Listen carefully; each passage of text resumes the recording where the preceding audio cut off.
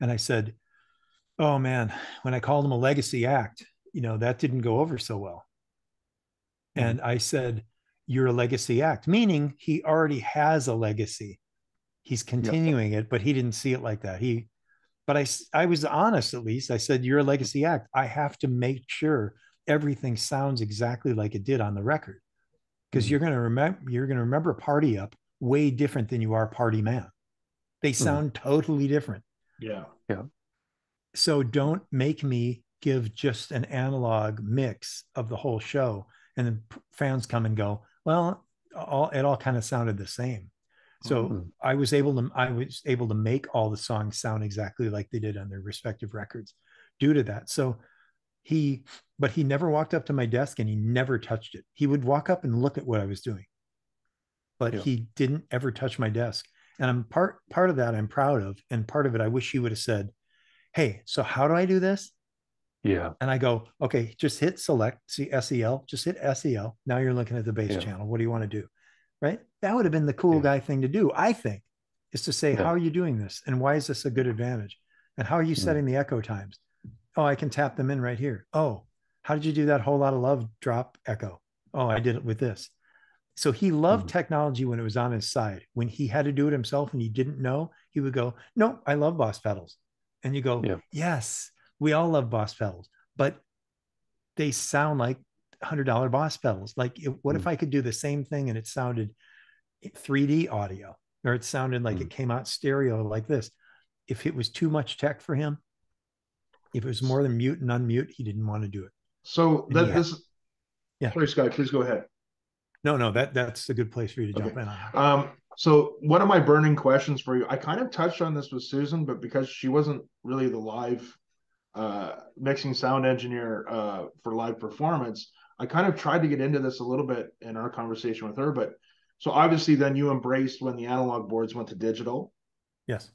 and um, did you find so sometimes with Prince, you didn't know what his arrangements were going to be or how many musicians would be on stage. There was horns. I couldn't imagine trying to mix that, but I'll ask you about that in a bit.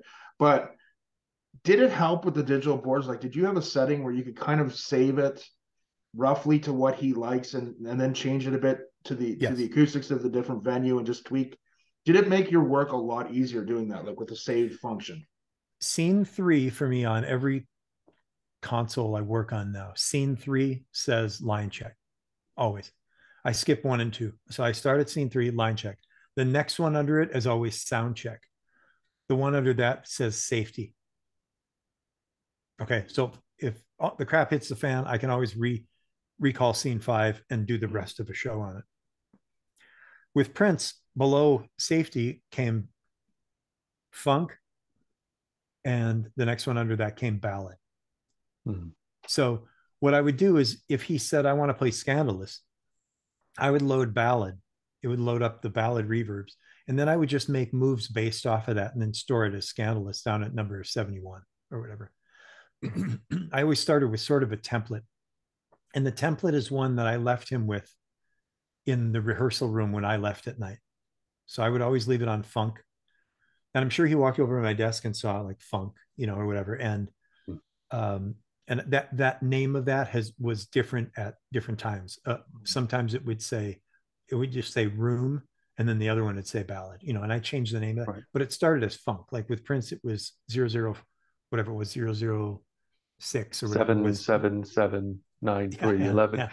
yeah. So I would just leave it as I would leave it on a standard thing, and then like, Mhm. oh, I want an effect there. Can you do some cool vocal effect? Sure. And then I would quickly go up to 78, store it as a new song.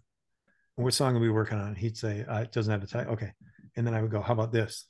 And he would go, check one. And I would do this, check one. Yeah, that.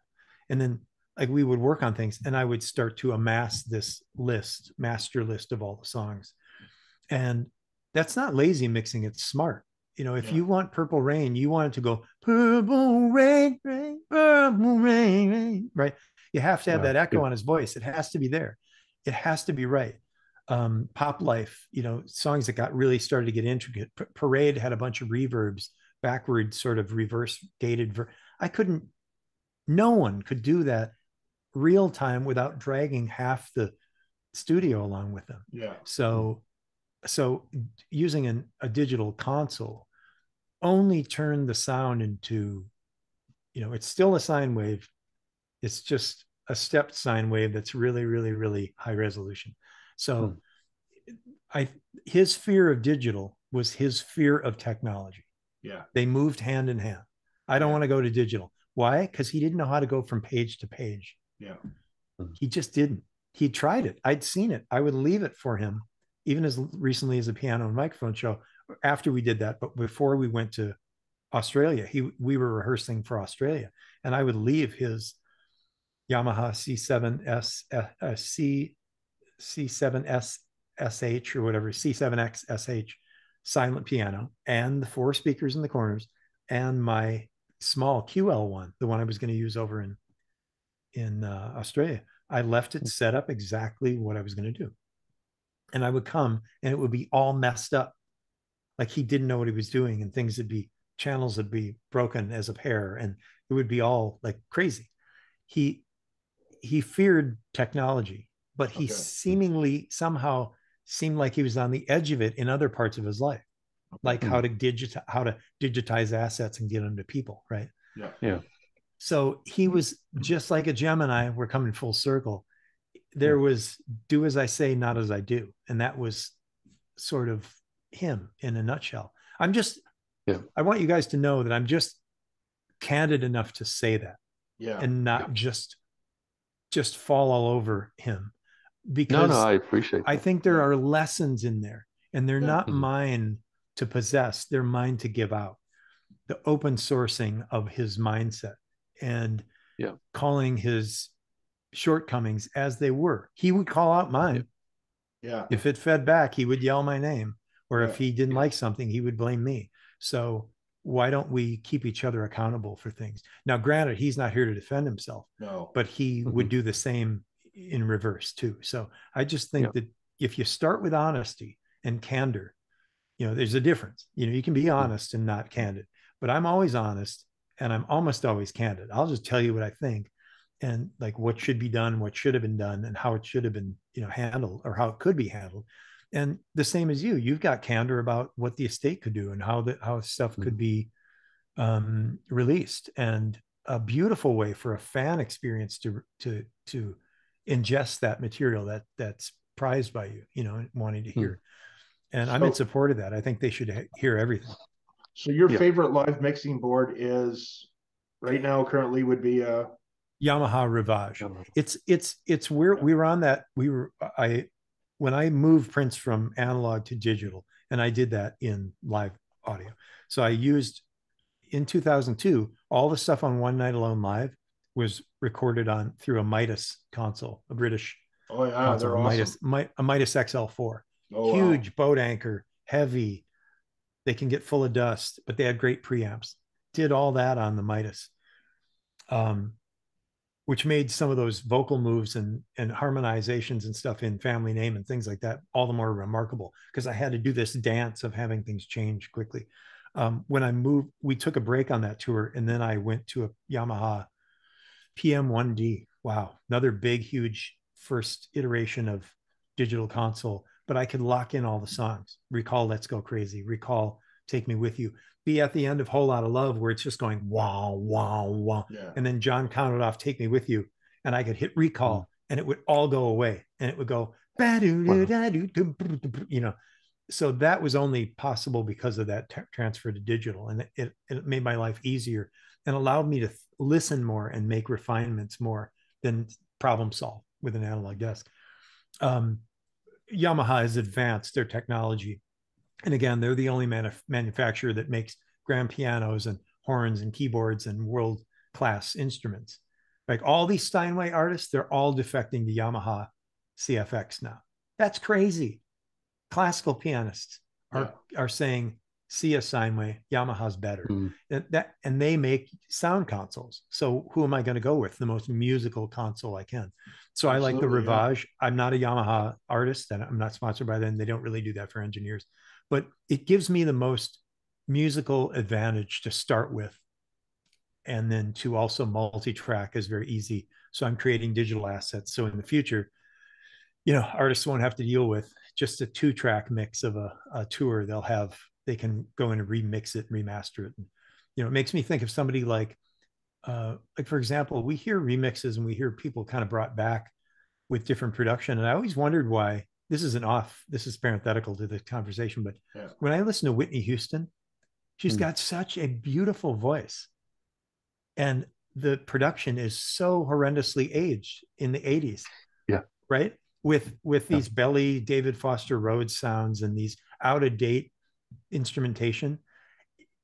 Why her estate hasn't done that and hasn't put a new band behind, have Greg Fillinghage or somebody put a band behind that and play and release her stuff again? I have no idea why. Yeah. I mean, even Taylor Swift is re-recording all of her stuff because she had a beef with that guy, and so she's going to put it all out and get her fans to only follow that stuff.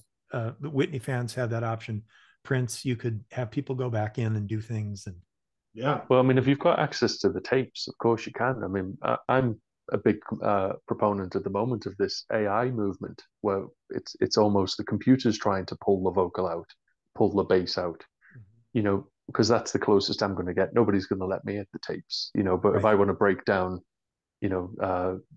wherever it might be, then if I can do it using a computer, and they're getting pretty good. I mean, they're terrible, really good in reality, but they're getting what they're getting good at, Chris, where, is auto mixing live shows. So you can turn on auto mix features that will listen to a recorded track or a live track that you want it to sound like, and shape the EQ and turn things up and down so that you get super, super close. Yamaha's kind of on the front of that technology as well. So auto mixing live is coming as well. And all it is a guarantor of live show success. Right now, if you want it to sound like the record, you have to hire somebody like me who will do all the work and figure it out, work with the musicians, not offend their sensibilities, say, hey, I need you to do this. Wouldn't it be cool if this? And then they try it and go, oh, yeah, that does work. And then kind of CPR it out into something that works in a big room, right? And remains tight. When you have software to do it, you can just hit auto mix and it will match every song to how you want it to sound. And that's coming. That will come sooner or later. Yeah, I think all the tech disrupts. It's the people who can work with the tech that has disrupted who take it on that level. I mean, let's take it full circle. If you're Bobby in the Revolution and the Lindrum arrives, you sink or swim, right? Because you might be out of the job, but look at what he managed to do in wrangling that. And that paved the way there that we didn't lose drummers. There's now a place for both items. He's way more important in the history of music and drummers than anyone for which he will ever be given credit. Because he was the drummer that had a gig, was going to be replaced by that, and took it upon himself to educate himself and figure out how to become one with the machine. He was essentially the $6 million man. And he became part machine, part live, and that you just can't. He has a lot to say about that, and that's who Brian, your student should be listening to somebody like Bobby Z. He'd be a great guest on the show because it's about how to take that Indiana Jones. I talk about the skull and the bag of sand. Yeah. We're doing that in life, real time. Like, how do we? Oh, now we're streaming. Now I don't have to. Oh, now I have all my apps on my phone. Oh, now I cut the cord with my cable company. We're all doing that now. I'll say it now because I don't know whether I'll get the chance to later.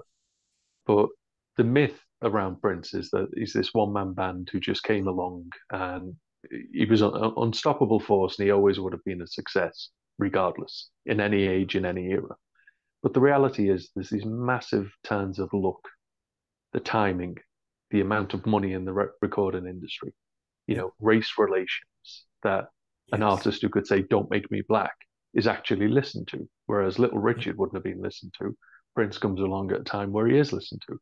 All of these things, like meeting Roy Bennett, meeting yourself, Dave Hampton coming along at the right time. There's so much luck that has gone into the career in the background that I think the more I treat it almost like a historian.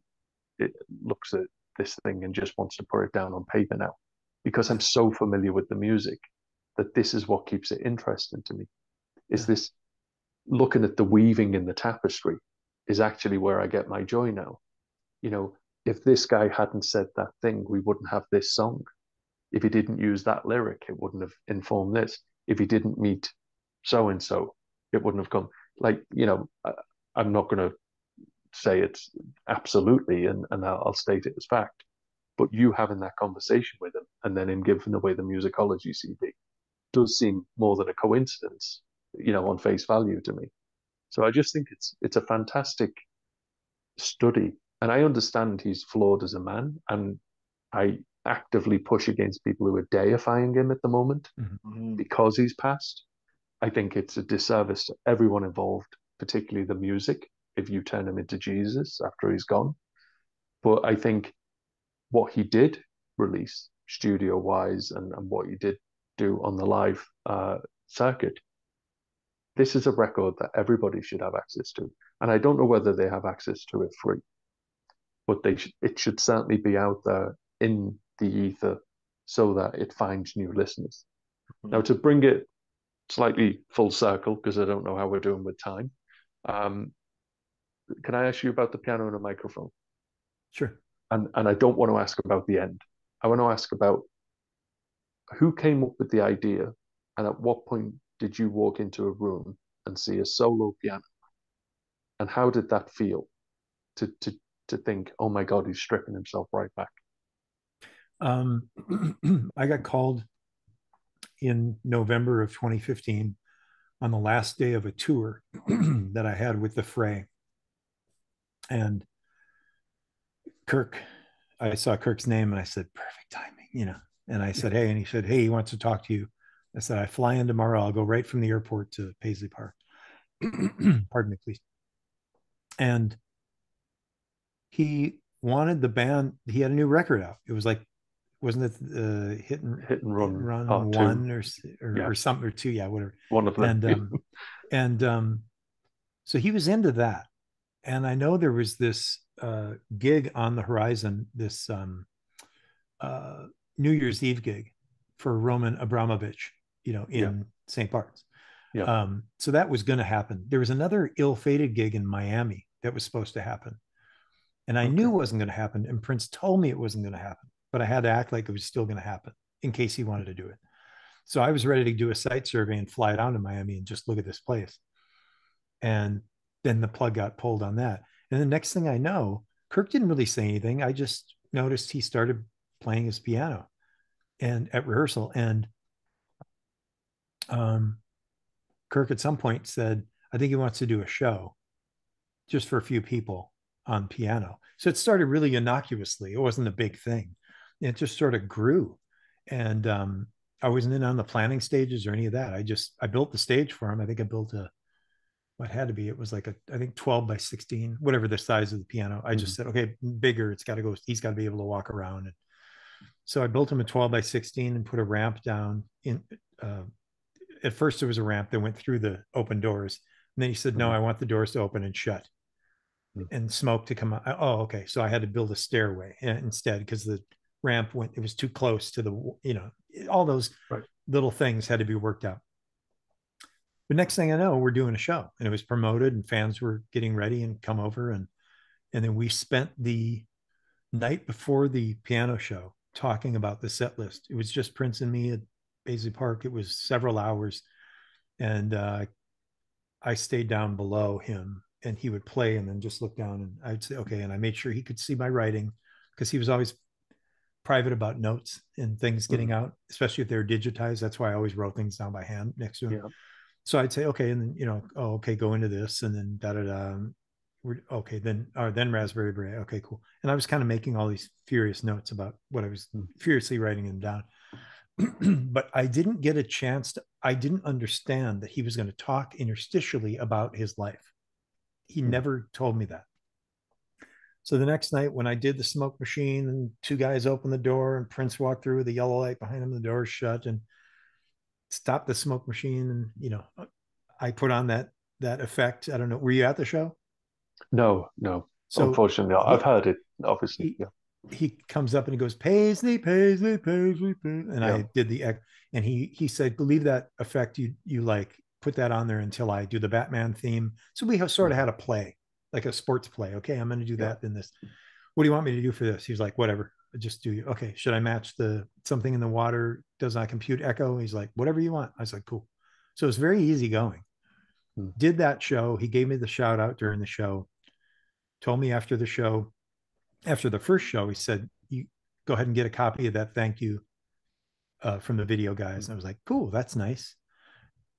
Didn't look at that with the scope with of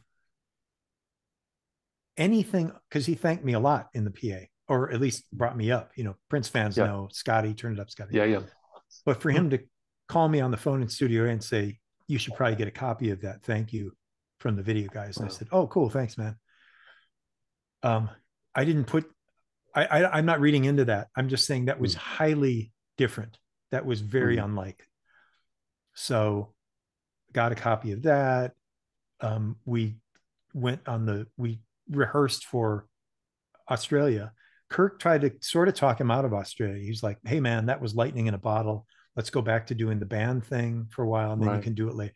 And he had a conversation with Kirk. He respected Kirk immensely in his opinion. And Kirk wanted to keep us all busy working on this, you know, because he had the band rehearsing and had a new record out. Nope, he wanted to go to Australia and New Zealand. Okay, let's do it. So we went, just Kirk, Prince, and me went to Australia. And so that's kind of how it happened, but it happened very quickly. And because I was used to doing after shows and strange shows for him, or a show at his house, or I'd fly out to LA and just call Dave Hampton ahead of time and say, I need this desk and these mics. Get out there, quickly do it, do the show, go home. You know, that kind of stuff happened all the time. I didn't look at the piano show as being extremely different from anything weird that we were already doing. Yeah.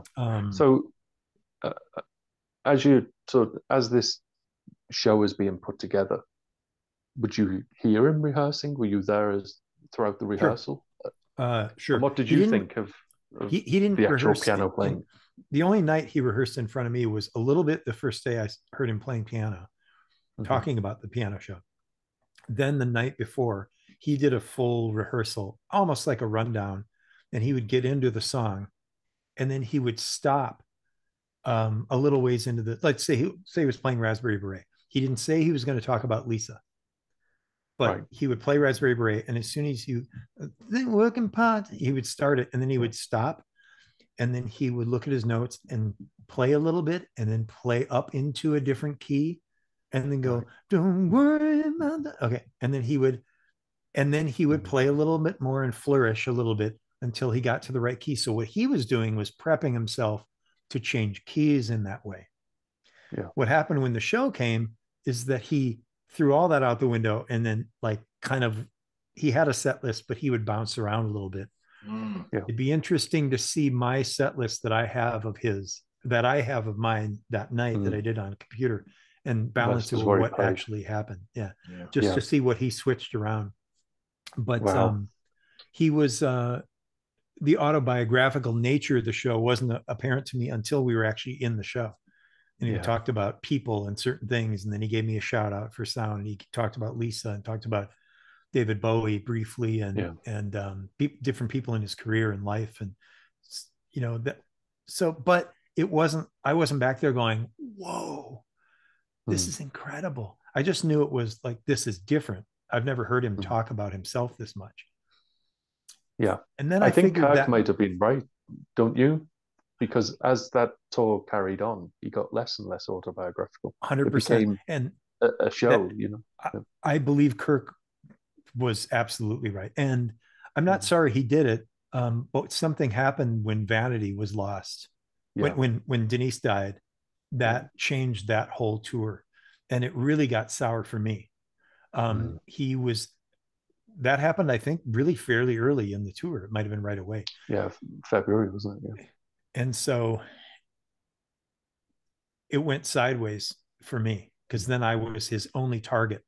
He couldn't target John Blackwell. He couldn't target any other musician, any other monitor engineer, whatever. I was really and Kirk was smart enough to make himself scarce. So I was his only target. And I was okay with I mean, I was okay with that. I didn't mind. I'd been used to having little skirmishes, and that's fine. But it was sort of ruthless, and it was sort Mm. of uh, I was trying to show him that I wasn't trying to. I just wanted to solve it and get on with the next thing. We had to say, hey man, we got good shows and good what do you call it? Reviews. Critical reviews. Yeah. What's the where's the why all the acrim? I think I said that to him at some like why all the acrimony? Like Yeah. what's going on? And so by the time, and it's not, I don't mean to touch on the end, but when it was my end, when I said, you know what, I just got on a plane from coming from working with George Benson and Greg Fillinganes and Dexter Wansell and all these masters of the Rhodes Mm. piano.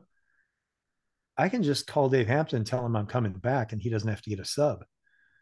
I, Mm. I think I'll just go now. And it wasn't, Mm. I didn't sort of wimp out. I just thought he doesn't want me here. He's being really contentious unnecessarily. And so when I left, I kind of figured, well, it's going to be 6 months until he's going to call me again or a year. But I figured it would happen at some point. And then when he died, I went, oh, and I sort of didn't process it for a while. Mm. And, Mm. but I think he was on a good track. But you are totally right. On the tour, it lost that special nature of being autobiographical. And then it was more just about playing his songs. And then I thought it Yeah. lost the magic of it. And by the time If you, Atlanta, now, candidly, I've never heard Atlanta. I haven't listened to mm. any of those, Well, if any you, of I the think America stuff. if you just take the night that Denise passes out, it's a linear line down. In fact, it's probably hyperbolic. He drops off Wow. very quickly from being biographical to this is just another iteration of the show. And standard Prince, he would just drop in new songs because he was bored of playing the same Yeah. 25 of them. But it's interesting that you say that. Like, do you think it was such a clear delineation that it was the grief of Denise I don't and know. vanity, or if we call it that? I would have to look at the timeline because Mm. frankly, I don't know what day she died, but I do know he made me erase one show. He came Yeah, off stage, he turned, said, erase that show. right. And with the computer I'm on, no, it wasn't. It was my 17-inch computer. I went, okay. And he just stood there.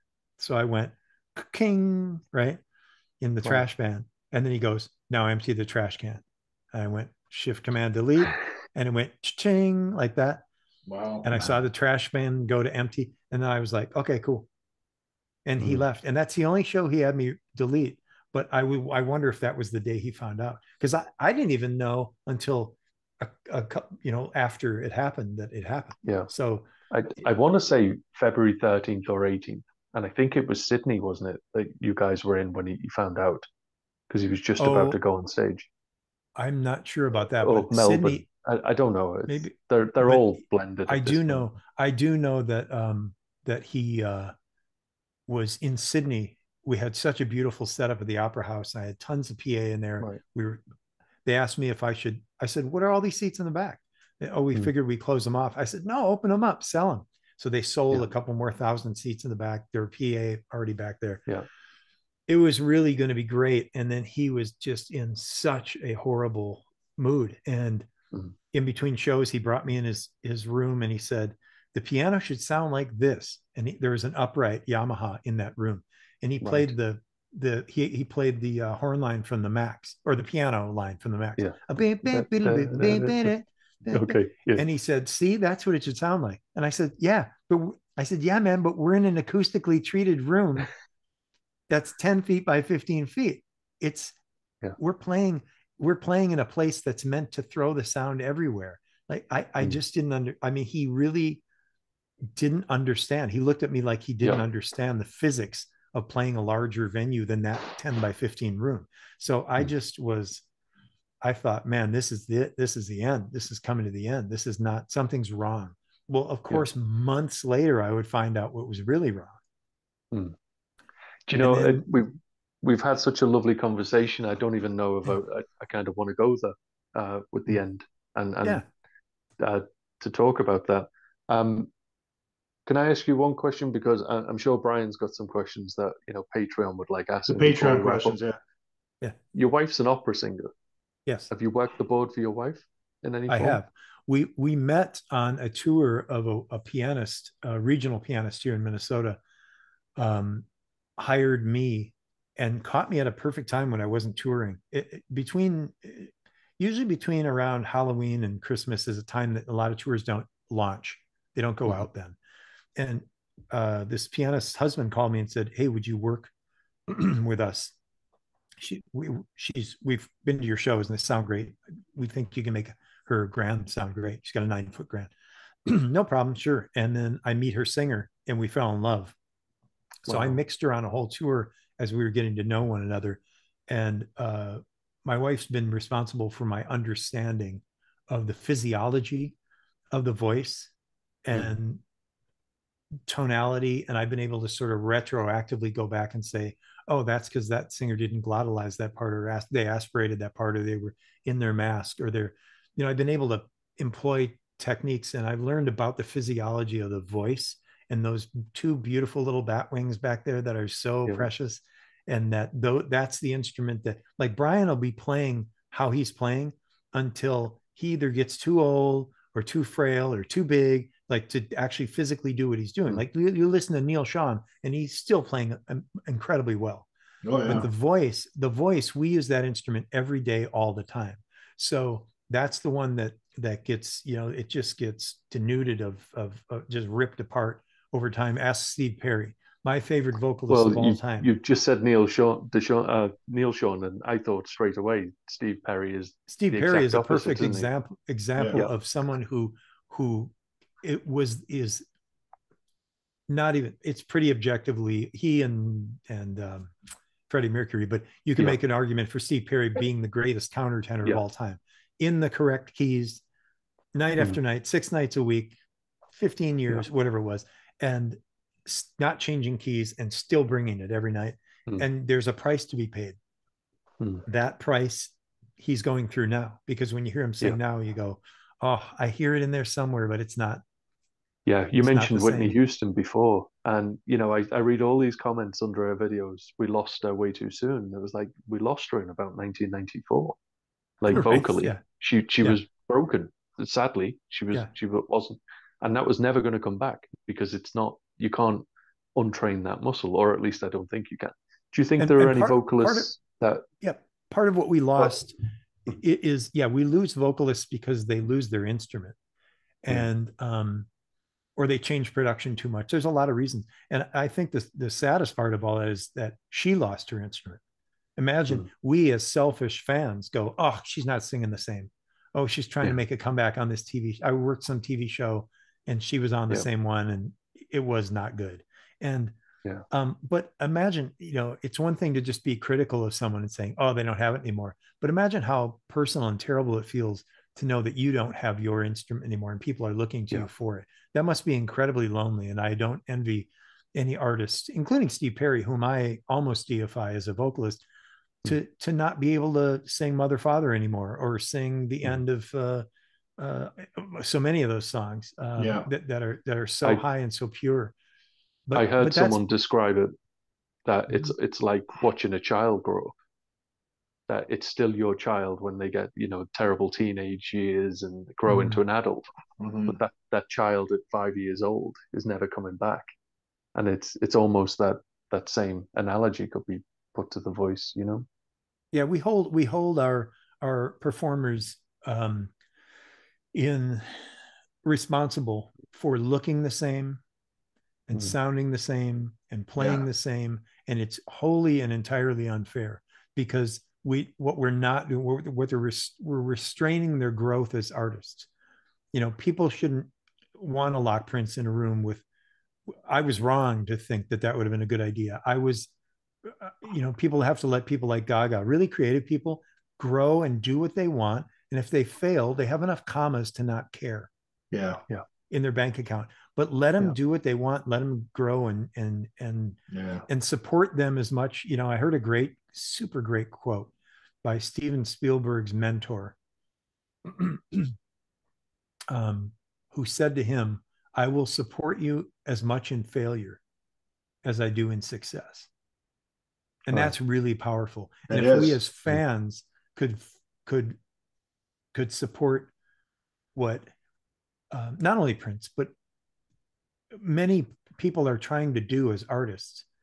And Yeah. if we lose, if they lose us and we don't like it, we can just agree to disagree and move on to another artist. But um, I love the fact that, Chris, that you want to hear the stuff in the vault. It's important to you. It's going to not just as candy for your ears, but it's something that will allow you to grow in um, harmony with probably your favorite artist. Let It'll let you Yeah. know them better. It'll let you understand them better, and you'll Yeah. have your Well, own journey certainly. by listening to that stuff. Yeah. Well, certainly, I'll think that I know them better because Yeah. it's more of it's a jigsaw puzzle that will never be full. But the Mm, more pieces that I have, the better I think it is. yeah. I mean, I could talk to you for weeks, never mind Yeah, like hours. I've have a Uh, few more Patreon questions for you, Scotty, but I literally, let's do them, and Sure. then yeah, Yeah. That sounds hopefully we great. we'll can keep wrap up. the door Let you open Have go for we about your beat Have we day at beat some point. Susan's record yet? Hold on. we I can think Oh so. yeah. yeah, Oh we yeah. can keep the door open for another day though, definitely, because I got a Oh whole yeah, list of stuff. Well, but Sure. And some Patreons, we got a wonderful Patreon community. So from our good friend and Patreon Ellie, you kind of already touched on it, but one of his questions was there a time or two that Prince was being unfair to Scottie and the crew when setting up a show because he was just in a bad mood? many of those times. He, um, I, I tend to give him more credit for being understanding of things. Like if I really needed time, he would see it in my expression. Like, hmm. man, just like 20 more minutes, and it'll be. I don't want it to be. It's not ready for you, and please give us the time. And he would be understanding of that. I saw actually more of that than I did him throw hissy fits, Yeah, but he threw some hissy fits.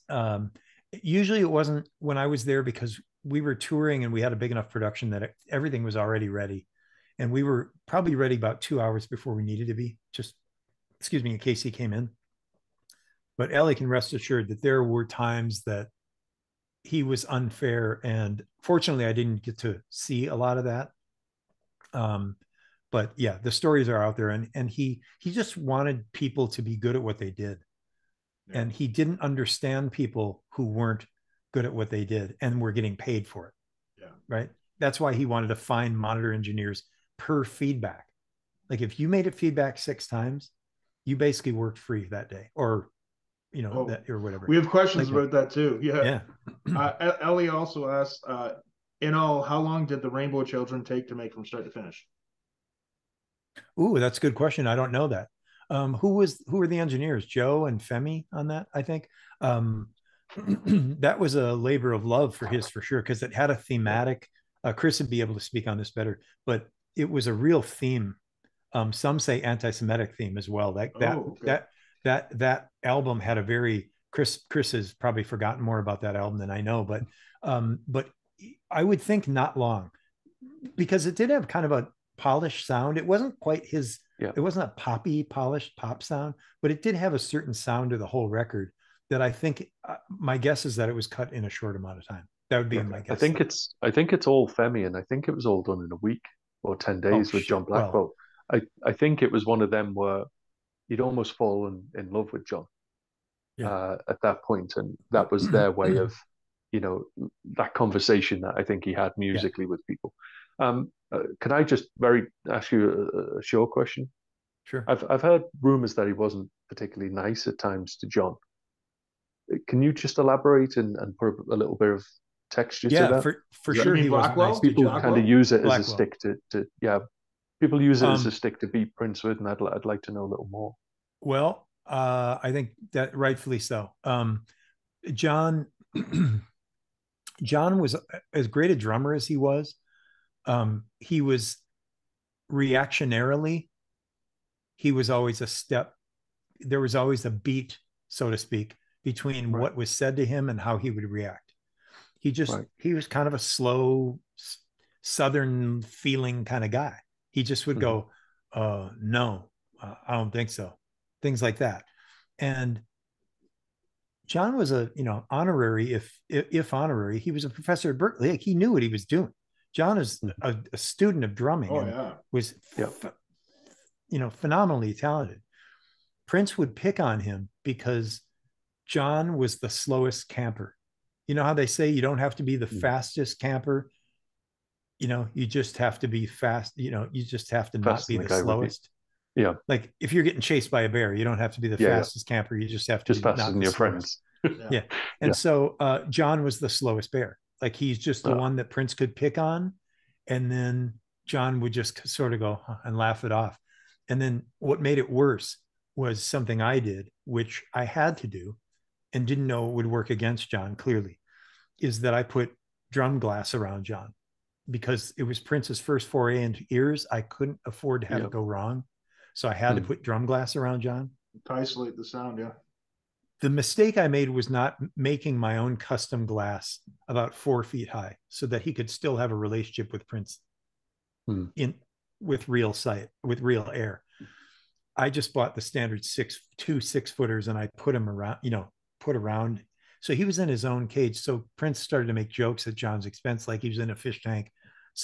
One member of the NPG Music Club said to Prince while he was doing one of the sound checks, why is John back there in that box? And Prince said, bad breath, and that's fine. That's cute.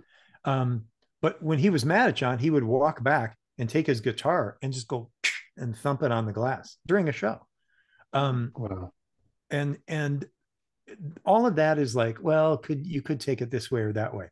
The one for me was that when John lost his child, I believe John was on the phone with his wife when she discovered that their child had drowned. To me, that's something that I can't imagine trying to come back from that in a year, much less a week or 2 weeks. Sheila played that gig at the Essence Festival.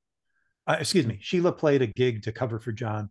John then did, a short time later, the Essence Festival with his picture of his daughter on his shirt. And he stood up, and I couldn't believe he was there. But then subsequent to that, we went right back on tour. Well, John's wife wasn't on tour. She was back at home. They had just lost their child. He was spending an inordinate amount of time, rightfully so, on the phone during our rehearsals and sound check.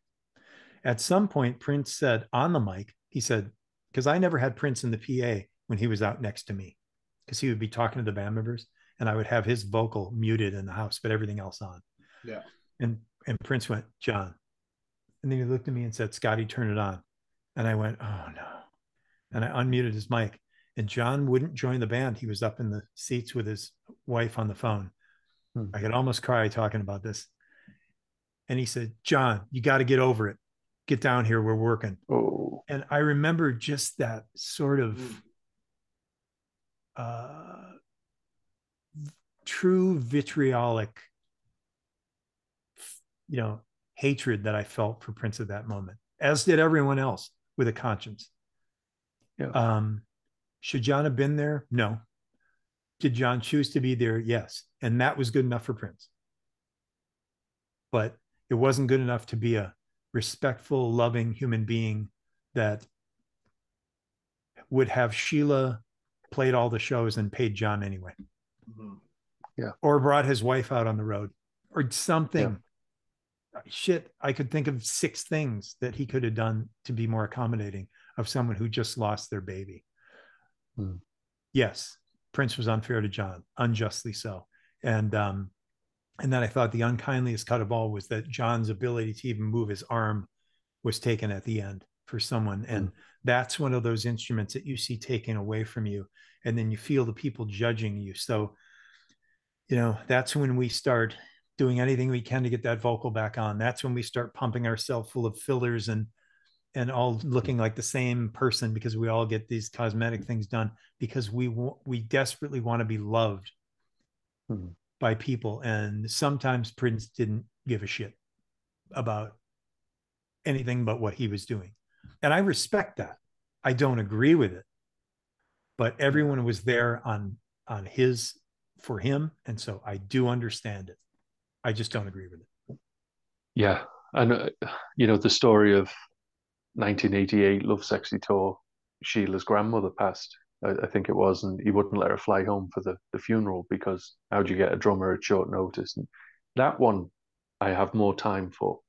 But to say that to John, No, and there were probably before the funeral has even happened. I mean, it's terrible. I'm very close to all five Revolution members, and there were unforgivable jokes about people's families and histories and backgrounds thrown around all the Mm, time. And I just think it's one of those things where you're picked on in your life, and then you're going to find a way to turn some of that around, and some of that is just yeah. unfortunately there's a cost to that as well. And I don't mean to just please believe me, I don't mean to just get on here and throw these things at someone who isn't there to defend themselves. As far as I'm concerned, he was there to defend himself, and he doesn't have anything to say about it now because I Yeah. was there, I lived it, and I was around it, and I Yeah. thought it was just awful. And it's the kind of Mm, behavior that I think, Dave Hampton and I call it artistic behavior. And whether that means drug use or somebody who just smokes weed all day or does, a bunch of X or, whatever. And that's all artistic behavior. That's something that can help their art and work for them. But I don't see any benefit in being just, just awful to someone. And I'd seen it. yeah. And a lot of people excuse that behavior because they say, well, that's so and so, or that's Prince, or that's them. I don't buy it. I think it's just an awful thing. And Yeah, there's a line that is just quite clearly crossed at that point, yeah, isn't it? Yeah. Yeah. yeah. Um, Ed Soy, another great Patreon member of our community, he said, "What were the consequences when you failed to turn the lights up or down on time?" Oh well, with in Roy's era, there were no consequences because I don't think Roy probably made a mistake because Roy is one of these people that knew the show as well as the musicians, and Roy's like totally on point. And Roy was actually playing the lights as an instrument, like they were a keyboard, right? Mhm. That's how it went for in Roy's era. um, Unfortunately, Prince never allowed there to be tracks or click track or time code during a show. Okay. Which would have led lights to be done automatically the way Roy does them now. Roy programs a beautiful show and then everything's time coded. So everything happens. And the lighting people are like this. I'm Yeah. mixing, but the lighting people are like this. Um, but Sport and John, somebody, and Mac Mosier, and a bunch of these lighting engineers, they had to actually play it like it was an instrument, and they were always behind. All of them, almost all of them. It's a nature of actually heating up a lighting element as well, and Yeah. having to guess when he was going to throw a big accent or something. So I don't I don't Prince once said that lighting engineers have it easy because he said, look at Scottie, he's got to do what I did in the studio, Mm, recreate it. But you just need to flash on the beat and do a Yeah. blackout at the end of the song and you're a hero. But that's really not true. There's a lot of pressure in lights. You have to match the intensity of the music and the right color scheme and set yourself up for blue if you're going to go to a blues section, all those kind of things. And they had to do all that with these extremely intricate lighting. I tend to think a lot of the lighting was they overdid. They had too much because Yeah. then you have too many choices and then they can't access those choices. But mm. Roy seemed to have no problem with it back in the day, and it's just a matter of the penalty was probably financial, but more worse than financial is getting called out for it, Mhm. Mm. getting called out in front of your colleagues and peers for having. I've seen some live stuff on YouTube where people say, "Hey, Scottie, did you do this gig?" And I go and look at the gig, and then I have to tweet about it, and I go, "Nope, wasn't me," because he'll say the sound man's screwing up. That's the Yeah. sound man's fault. just he took out a full page ad in some Chicago paper apologizing for the sound at United Center in Yeah. 2000 and whatever because that's never fun. And I saw one where he sent Josh Welton down to take over the board from the guy oh in Leeds during that Third Eye Girl period. yeah, And it was brutal. I mean, to people who didn't know the show, they didn't realize that Donna's guitar was meant to be there because it was already loud enough with, him playing. Yeah. But there was an entire solo missed, and this is the first like 30 seconds. So I don't even know if they'd sound checked to a point where Right. he was happy, or they'd reset the board or something. But I mean, his tongue was vicious, Yeah. and to send a guy down and have him run through the crowd, and he called the sound guy out by name. And Oof. British people love this kind of stuff, don't they? We love Yeah. an underdog who's been getting bullied. So everyone in that little area started to sort of call out the name of the sound guy. Don't stand for that, And I think ironically, I remember it as being Brian, the name. Where, like, don't Brian. stand for that, Brian. You tell him to, So it's just, it was a very, I get a lot of the idea that Dave and yourself refer to it as like artistic, but there's lines that are crossed on a Yeah. humanity level, Yeah. and this is it. I mean, it's the reason I didn't really want to talk about the end is I don't particularly want to end what has been such a lovely 3-hour conversation Yeah. with painting Prince in a bad light, but I also wouldn't want to not paint him as human, which Yeah. That's of exactly course he right. is. And I think that's the ultimate lesson in Prince is that Mm. behind the shades, behind the cool walk and the one hand in the pocket and the Oscar deliveries and the solo at the Hall of Yeah. Fame and all the stuff you want to put together. A guy that had his vocal facility all the way till the day he died. Yeah.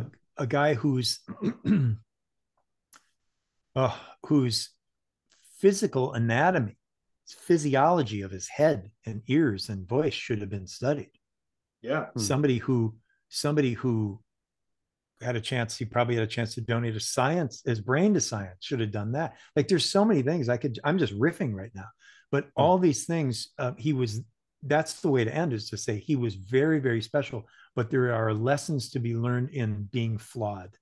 And I think um, Mm. the similarities are what make us come together as people. Yeah. The things that we all go through, not Mm. the differences. If you just want to celebrate differences, then just be into sports, because those people are doing things that none of us can Mm. do. Right? Ronaldo, people are doing things that are just other truly mere mortals at Yeah. sports. But if you can, if you can issue a heartfelt apology to a friend of yours that you've wronged, you've Mm. already won up to Prince, Yeah. because he Wow. wasn't capacious enough to even issue an apology. That the couple of times he apologized to me, they were in writing. One of them, I read his apology to me, and Scottie, his Zachary March, his security guy, said, "Did you read Mm. it?" And I went, "Yeah." And he goes, and I went, "No, no, I want to keep Wow. that." And he said, "No." He said, "Never." And since then, since he passed, and Wow. Scottie and I talk Yeah. now and again, Scottie said, "Man, I'm sorry. I should have just given it to you." He's But the he's the bodyguard who caught him at the Rock and Roll Hall of Fame, isn't he? Because he, yeah, he still yeah, works on and off at Paisley, and I've, he I've does. He spoken does. to him Zachary's about a it. Yeah, lovely guy. He's he a is a lovely, very lovely lovely guy. guy. Yeah. And there is a camaraderie that we all have, whether it's the revolution or Mm.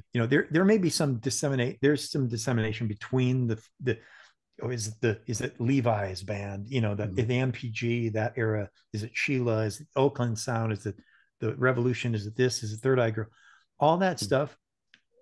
In life we all point out differences.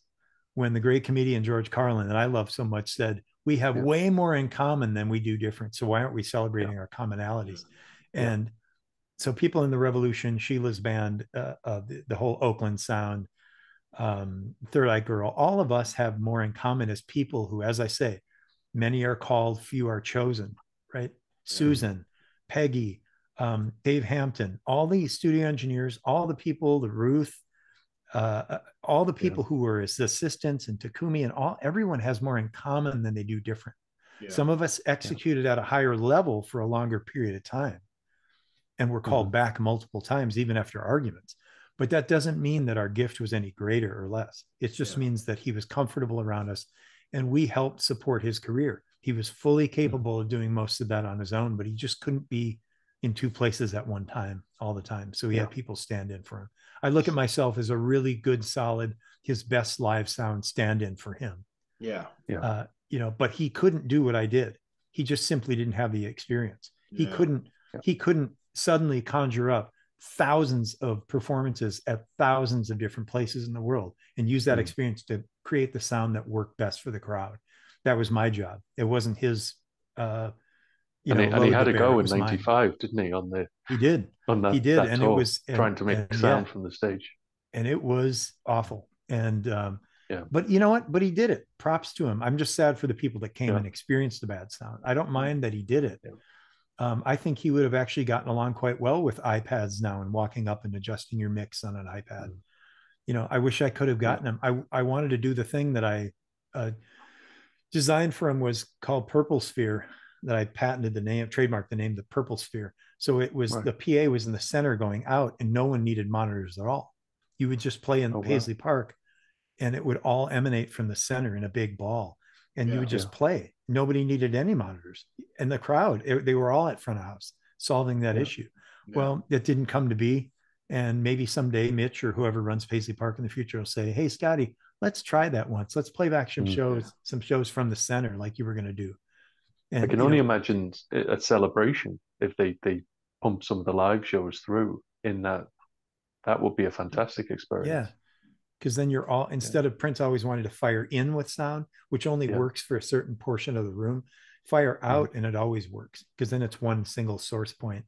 And I tried to explain that to him in not that many words, otherwise I'd lose his attention. But I still feel like I have a lot to give to Prince, because I feel like